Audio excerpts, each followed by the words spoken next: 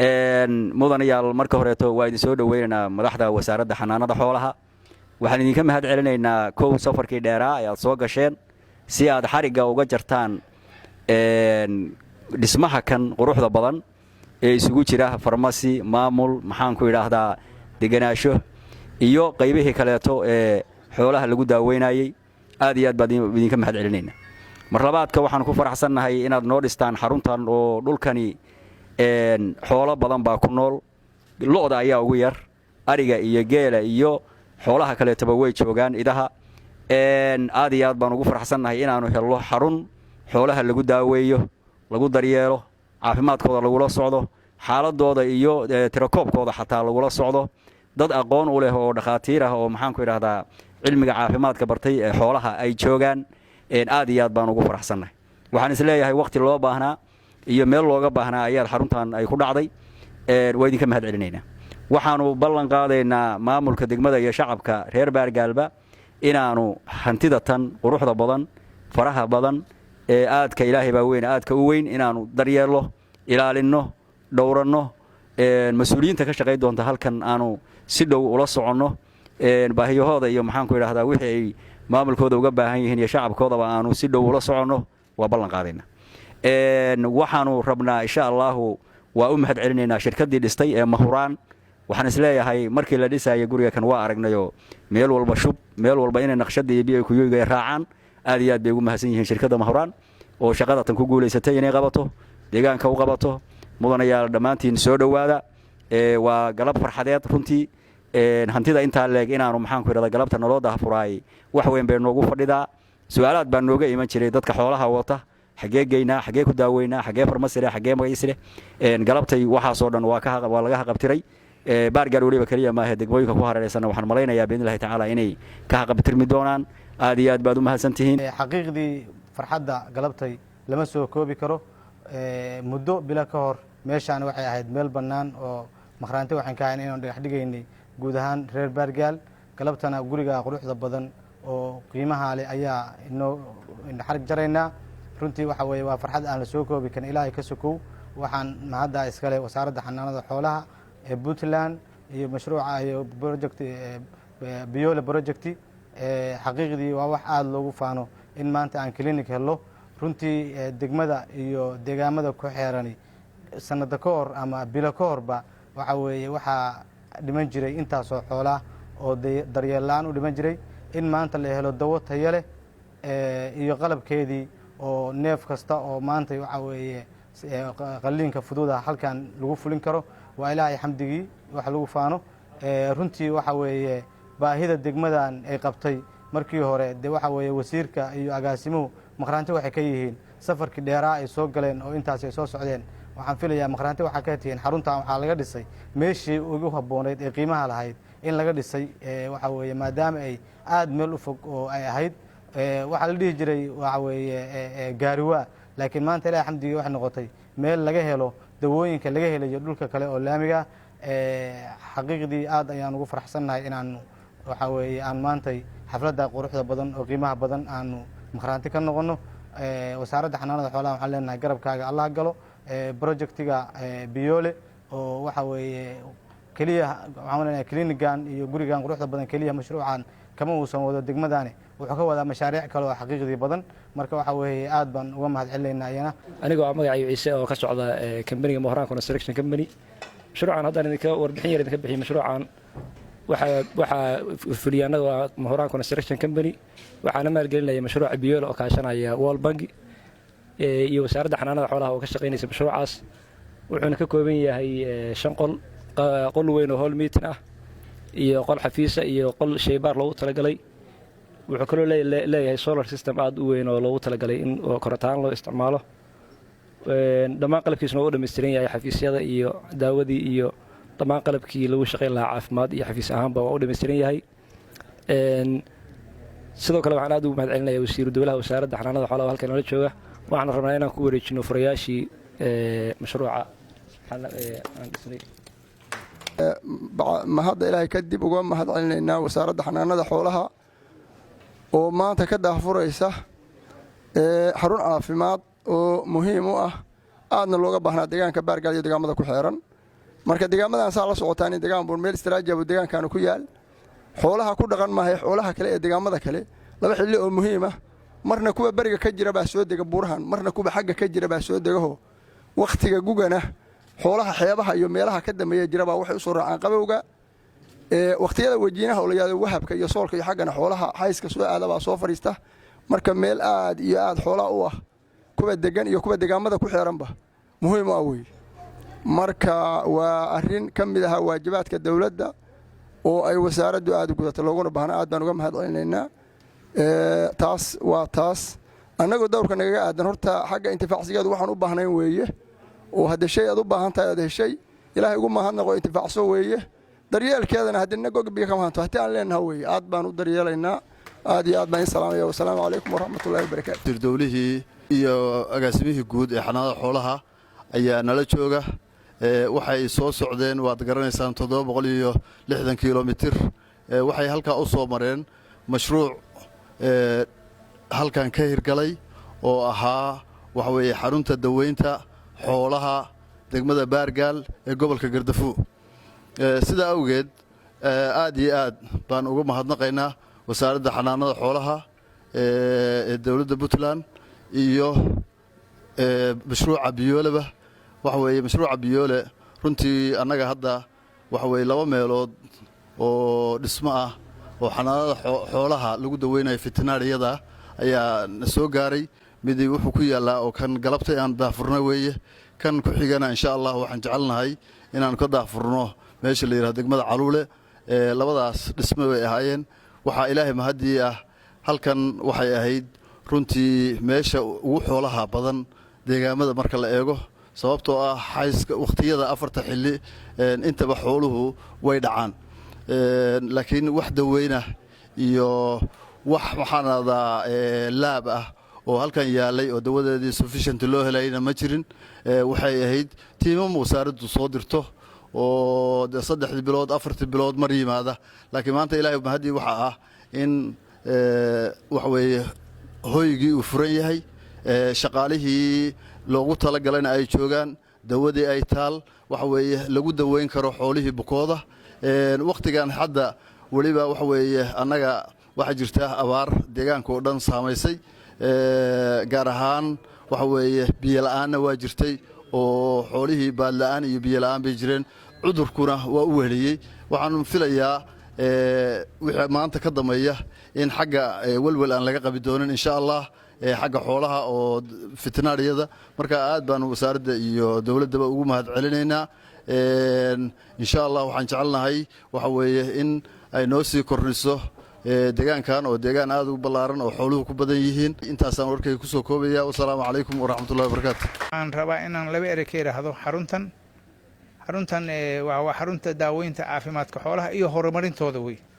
waxaana loogu talagalay maadaama meeshan deegaankan uu yahay meel dhexdhexaad ah oo dhinacaas markii la eego bariga iyo dhinacan xooluhu ay isugu yimaadaan ay tahay meel xarun weyn oo yacni meel weyn oo mataqaanaa xoolaha yacni daaqsinkooda ku fiican waqtiyada labada xilli isla markaan marin u ah maartay markay meel bariga aadayaan iyo markay ka soo noqdaan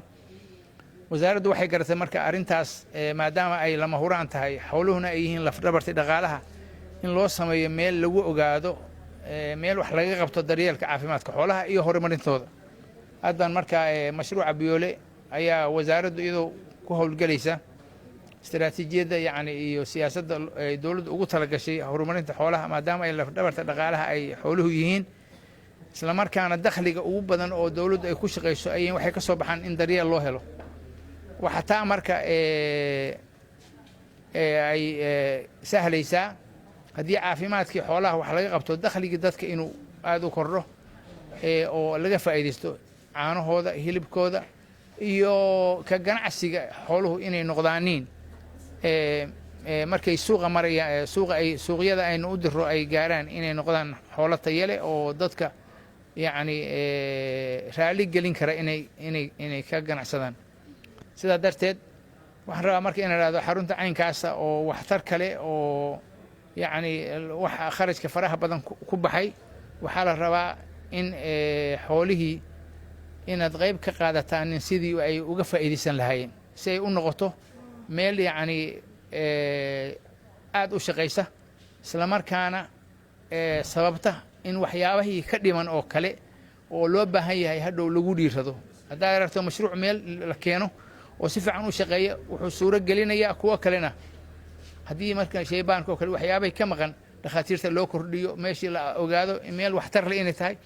xoolihii ay yacni dhibaatooyinka haysta ay ka baxaaniin sidaa darteed waxa weeye dhakhtarka meesha joogaa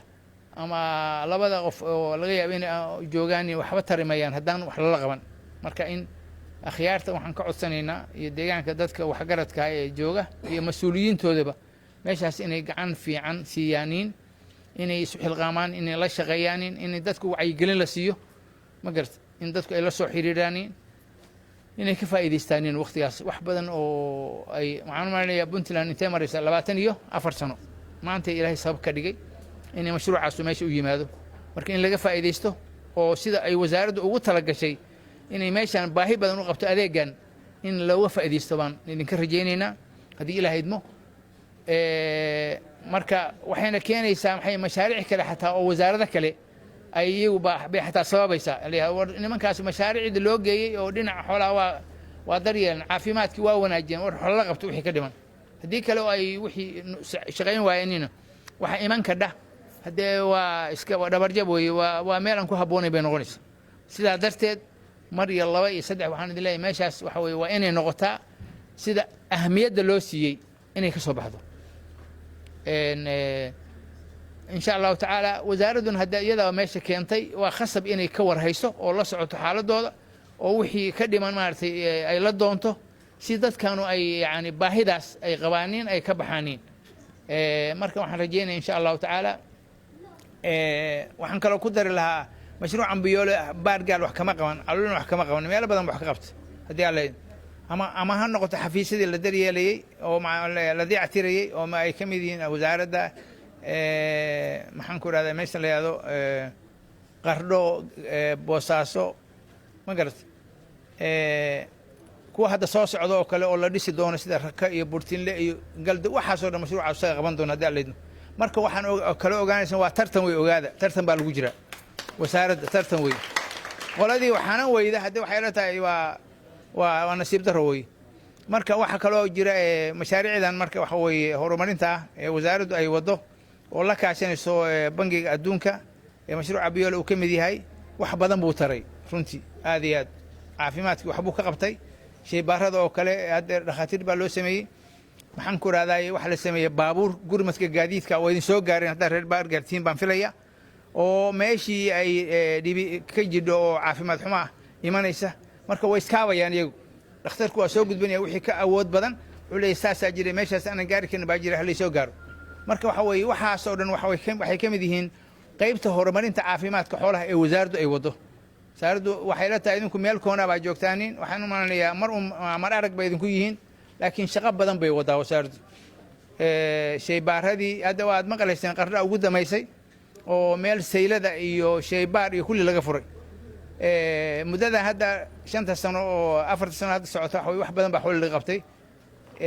waliba maamulkan cusub oo Saciid Cabdullaahi Dani uu wado runtii yani ama mashaariic hore oo taagnaa iyo kuwa dame oo cusub kulliba waxa weeye Ilaahay uu suurigeliyay in yani wax badan laga qabto xoolihii waxaan rajaynaynaa intaas in ka badan in la qabto laakiin qolo walba waxa lagu xisaabtami doonaa maxay wixii ay gacanta ku hayso marka Soomaalidu waxay tiraahdaa barbarkay ka baxdaa waa bakay waxaan hadalka ugu noqonayaa meeshaan qiimaha ay noogu fadhido anaga hadda wasaaradda aan wakiil ka nahay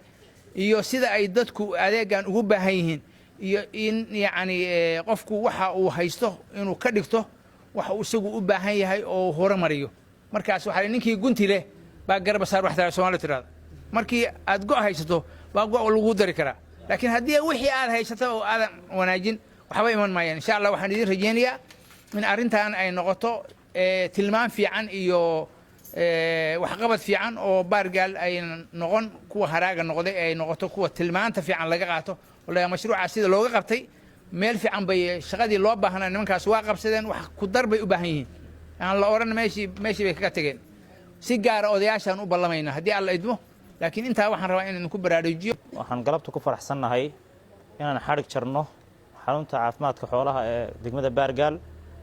oo ah deegaanada cidhifka bari ee Puntland ku yaala runtii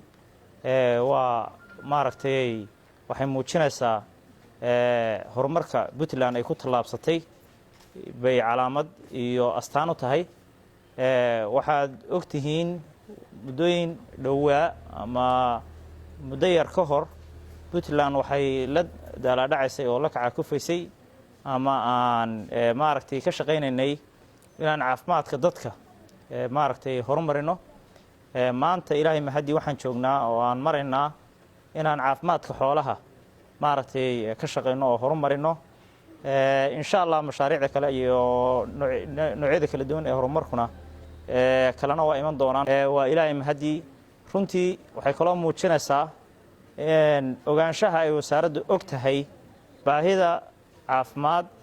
ee dhanka xoolaha ee ka jirta degmada Baargaal iyo guud ahaan gobolka Gardafuul oo runtii wax weyn laga qabtay hadday tahay dhismayaal iyo hadday tahay shaqaale loo soo tababaray waa ogaansho ay wasaaraddu og tahay ma aha mashaariic iskaga timi si bilaa qorshe ah waxay ka mid yihiin barnaamijka wasaaradda ee higsiga horumar oo lagu horumarinayo xoolaha Puntland oo lagu gaarsiinayo caafimaad bay ka mid yihiin si loo helo xoolo tayo leh oo caafimaadkoodu fiican yahay si ay u kabto dhaqaalaha ummadda reer Puntland maadaama dhaqaalaheenu ku tirsan yahay 80% xoolaha nool runtii waxaan u mahad celinayaa madaxweynaha dawladda Puntland mudane Siciid Cabdullaahi Deni oo xukuumaddiisu ay la timi qorshayaal iyo barnaamijyo kor loogu qaadayo oo lagu awood siinayo xanaanada xoolaha ama horumarinta xoolaha oo maaragtay qorshayaashan maanta halkan aan u nimi oo mashruucan ay ka mid yahay ay qayb ka yihiin reer Baargaal waxaan leeyahay mashruucaas la idin keenay oo halka wasaaraddu idinka dhistay oo shaqaalihii la idin keenay inaad ka faa'iideysataan in aad la shaqeysaan mas'uuliyiinta jooga waxaan kaloo leeyahay dawladda iyo wasaaraddu waa idin hiiliyeen abaal baan idinku leeyihiin abaalkaas gudi waay karimaysaan ha garan waayina insha Allah baan idin leeyahay aadna waa mahadsantihiin assalaamu calaykum waraxmatullaahi wabarakaatuh